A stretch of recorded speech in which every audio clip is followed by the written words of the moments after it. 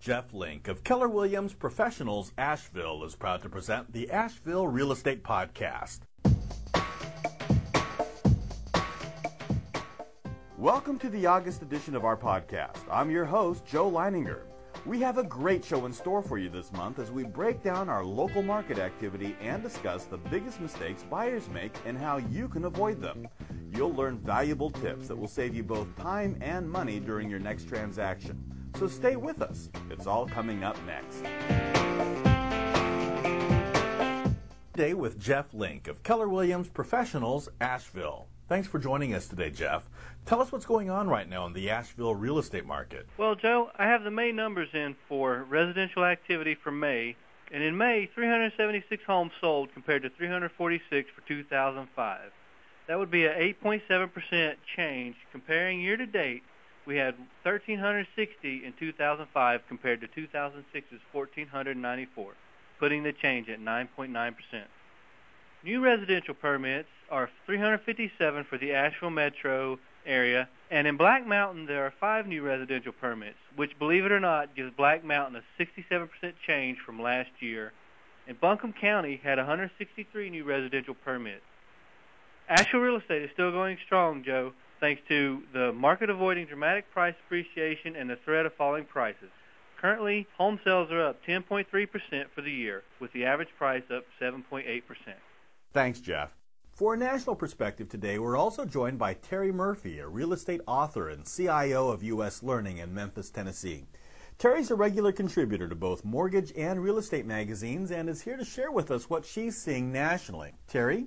Hi, Joe. It's interesting to see how markets vary across the country. Many areas have shown signs of cooling, especially those that have had a lot of investor activity. And, other markets are still really hot. As an example, the Wall Street Journal recently had a report that some areas of the country are still very active, like Houston, Dallas, and Seattle. But all of these areas also have really strong job markets as well. When looking at each market, it's important for buyers and sellers to consider the different factors that impact property values. If the market's slowing, then buyer opportunities are sure to follow. Slowing markets can be great for buyers as long as they have strong representation. Buyers can be choosier in their decision process. However, buyers still make some big mistakes in today's marketplace if they're not careful. And this is where a good agent is worth their weight in gold. Thanks, Terry. Hey, Jeff, let me ask you, what are the most common types of buyer mistakes you see? Joe, there are several mistakes that buyers make that can be easily avoided. Let's cover some key mistakes I see every day. Buyer mistake number 1. Buyers fail to get pre-qualified or pre-approved for a mortgage before they actually begin looking at properties. This is really unfortunate. We always arrange for our buyers to sit down with one of our recommended lenders to get pre-qualified and find the best loan for their situation.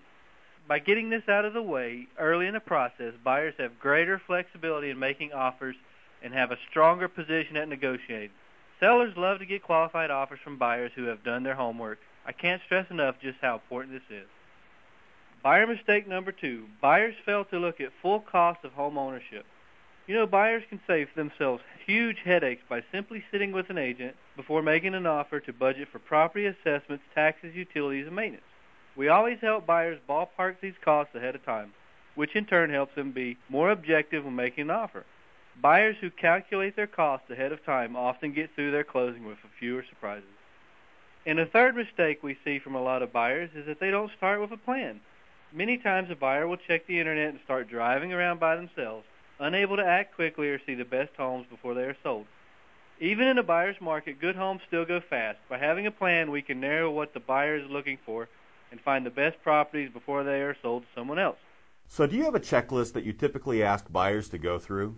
Well, we do have a checklist, but it's generally something we go through together. When a buyer has to do all of the work themselves, they often make the biggest mistakes, and this is what we're trying to avoid. We want our clients to experience the joy and excitement that comes with finding the perfect home. Keeping buyers in that zone is what makes my job so fun. Terry, can you think of any other advice we can share with our buyers today? Joe, just like we heard, working with a trusted professional can make the transaction an enjoyable and rewarding experience. Here are a few tips to make the process even a little bit easier. First, if the buyer and the seller have been speaking directly to each other during the showing process, be sure to get everything they agreed to in writing. Too many unhappy closings result when buyers and sellers miscommunicate, make assumptions, and those always cause big problems at the closing table. Secondly, buyers need to be present for a final walkthrough when purchasing a property. Many states provide a designated period of time for the buyer to inspect the property before the closing. Work with your agent and attorney to be smart about this situation. And finally, Joe, put the best agent to work for you when investing in real estate. A top professional will help you navigate around those tough issues that can come up during a transaction. You'll be so glad you did. That's great advice, Terry. Thanks. Jeff, do you have anything to add? Yes, for many of us, buying a home is the single biggest investment we make in our lifetime. It is important that we take the process seriously. We would be more than happy to answer any questions or provide any information to our listeners who are looking for homes now or considering a purchase in the future. We pride ourselves in offering the best service available. Please call us if we can be of any help whatsoever. Well, thank you both for your time today. What a great program. I look forward to doing this again next month. Great. Thanks, Joe. Thanks, Joe. For more information on this podcast or for information on the Asheville real estate market, contact Jeff Link. You can reach Jeff at 828-279-6585, or you can find him online at jefflink.org. Until next month, thank you for listening to the Asheville Real Estate Podcast.